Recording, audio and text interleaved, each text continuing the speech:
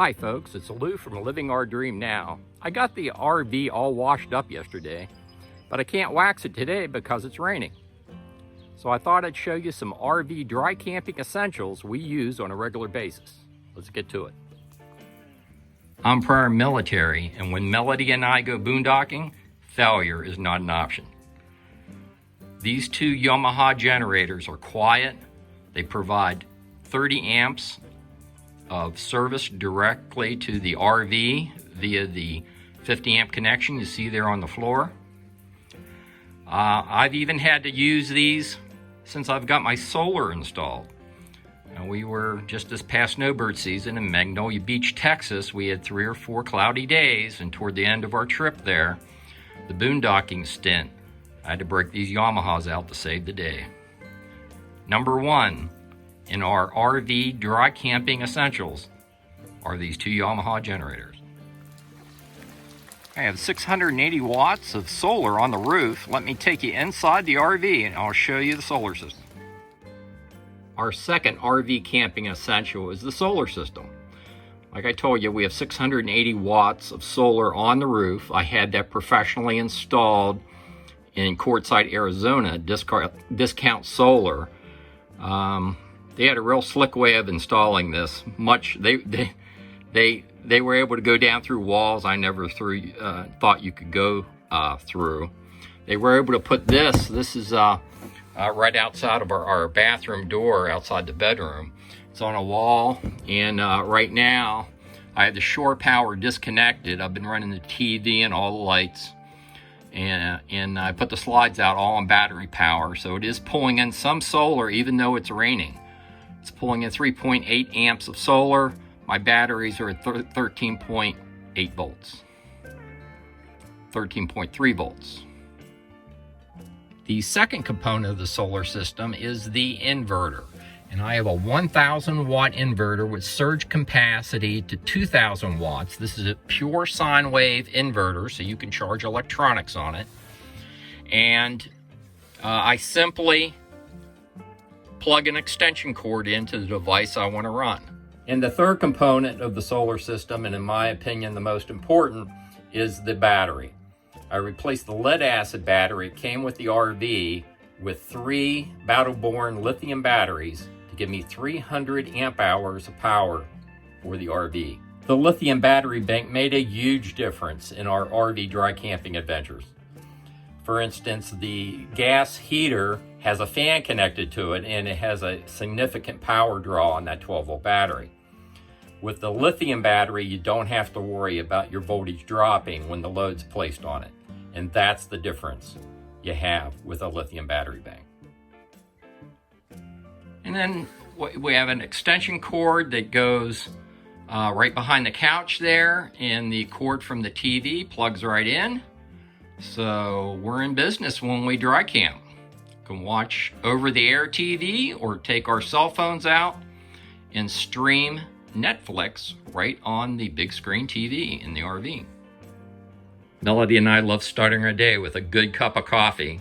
I found this coffee maker on Amazon. It's made for boaters, and it uses about 8 amps of power. Works fine with my inverter. We even use this when we're hooked to shore power. It makes a great cup of coffee.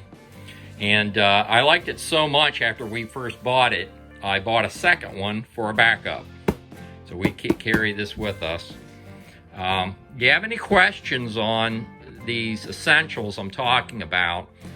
Don't have much time in the video to go over a lot of details, so hit me up in the comments and I'll try to get back with you. And if we're on the go and we've just spent an overnight, like at a rest stop or somewhere where we could free overnight, or at a Harvest Host, we might just make some Starbucks instant coffee. This is Italian roast.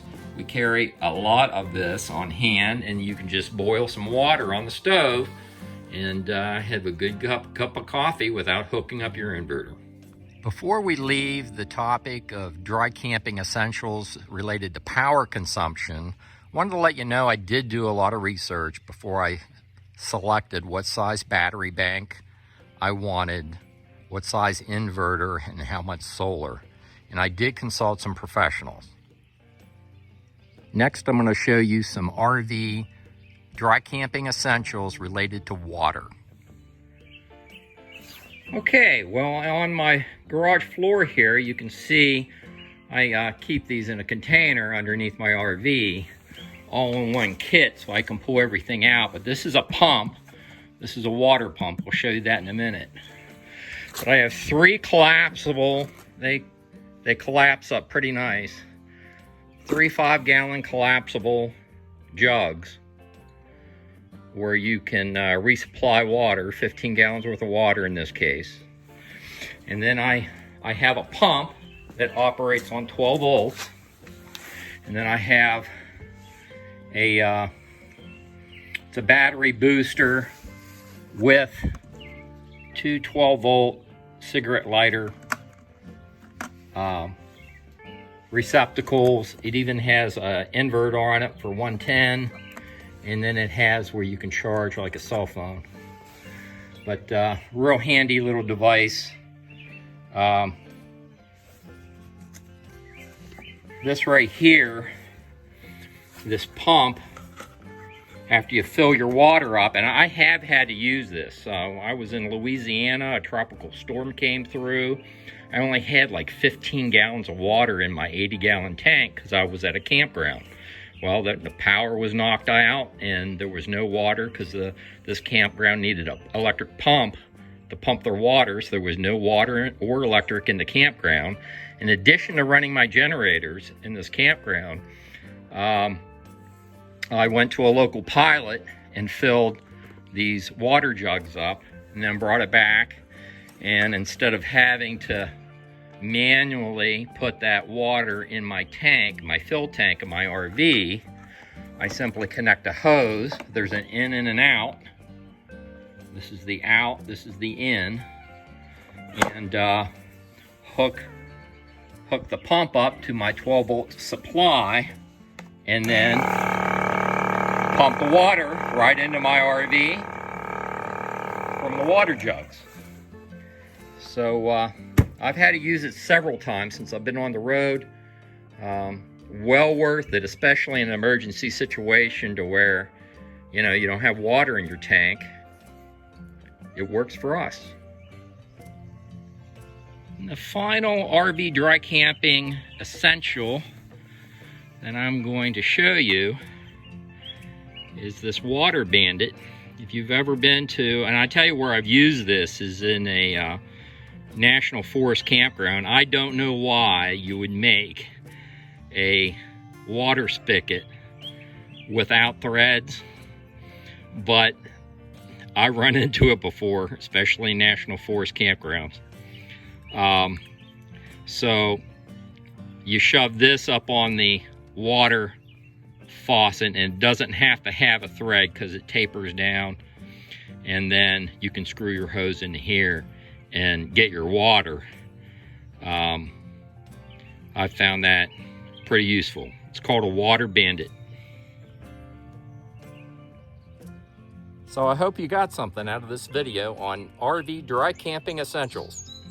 If you like this video, like and subscribe, and I'll see you down the road.